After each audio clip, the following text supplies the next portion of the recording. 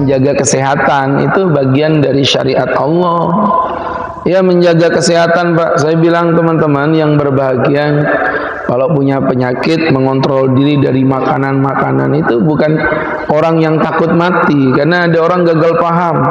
Dari rumah sakit Pertamina diperiksa kolesterol tinggi, semua naik, pulang-pulang dari RSPP, mampir dia ke Kelandasan makan coto Makassar, campur tidak pakai daging, usus, limpa babat, paru, jantung. Subhanallah, Pak, Bapak kan sakit. Tenang Pak Ustadz, kalau belum waktunya mati tidak bakal mati. Itu bukan orang yang bertawakal itu orang yang tidak amanah dalam menjalankan titipan Tuhan, tubuhnya sebagai propertinya Allah Subhanahu wa taala. Makanya saya bilang Covid itu penyakit, ikhtiar kita tetap ada. Maka kita berikhtiarlah, mau pakai masker, menjaga jarak dan lain sebagainya, itu bentuk dari ikhtiar kita. Masalah nanti sakit ndaknya itu urusan lain. Saya sering bilang ikhtiar itu jangan dikaitkan dengan hasil, Pak. Ndak nyambung.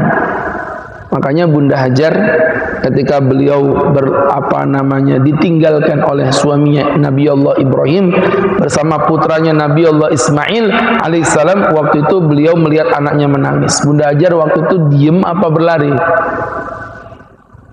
Ini bisa ngomong gak sih orang-orang di sini nih? Pak, waktu itu beliau diem atau berlari? Berlari kan? Sofa Marwah.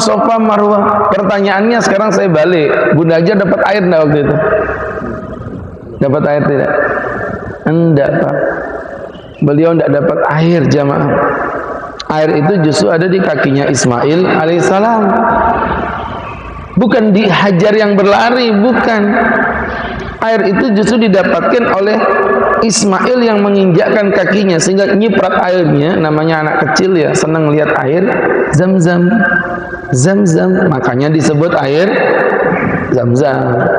Coba Ismail bilang Coca-Cola, maka disebut air Coca-Cola. Gitu aja mikir tuh Pak, ya Allah ya. Jadi teman-teman yang berbahagia artinya apa? Saya sering bilang ikhtiar dengan hasil itu dua hal yang berbeda. Ikhtiar itu bukan untuk mengejar hasil, ikhtiar itu untuk menjalankan perintah Allah. Ya iya, apalagi saya sering bilang Covid itu tangan Tuhan. Saya malah kemarin diundang ceramah di depan ribuan dokter di Hari Kesehatan Nasional di DOM.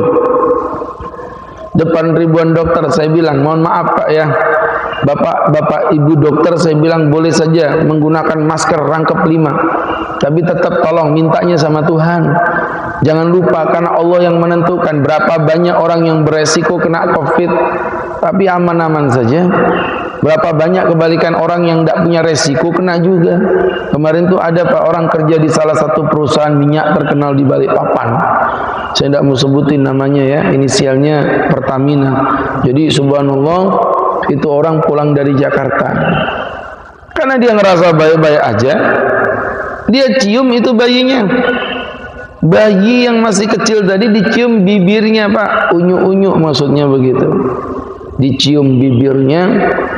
Pagi-pagi sesuai aturan yang berlaku dia wajib tes PCR. Sebelum masuk kantor ternyata hasilnya positif. Nangis dia, yang dia pikirin siapa? Anaknya.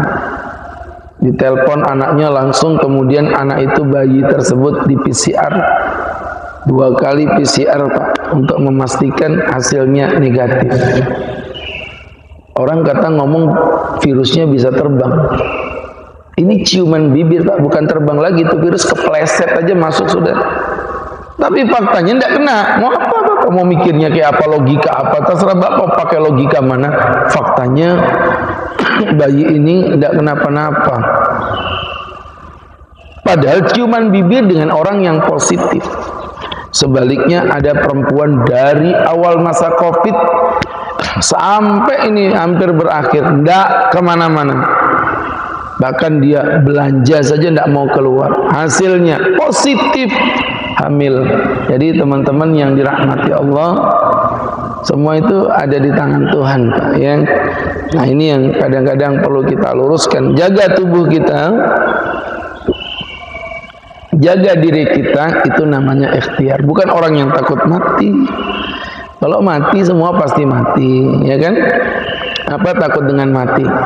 Yang kita takutkan itu bukan matinya, Pak. Setelah kematian itulah.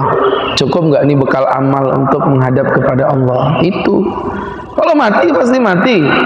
Dan tidak pandang usia. Ini mohon maaf, di antara bapak pasti ada yang umurnya lebih tua dari saya. Itu tidak mesti bapak mati duluan. Bisa jadi ustadz, Pak, yang belakangan. Ya, jadi kita nggak pernah tahu loh, Pak, umur itu, masya Allah. Ya, betul, Pak, ya. Tidak mesti bapak mati duluan. Bisa jadi ustadz yang belakangan. Jadi berangkat dari situ jamaah, ayo kita belajar.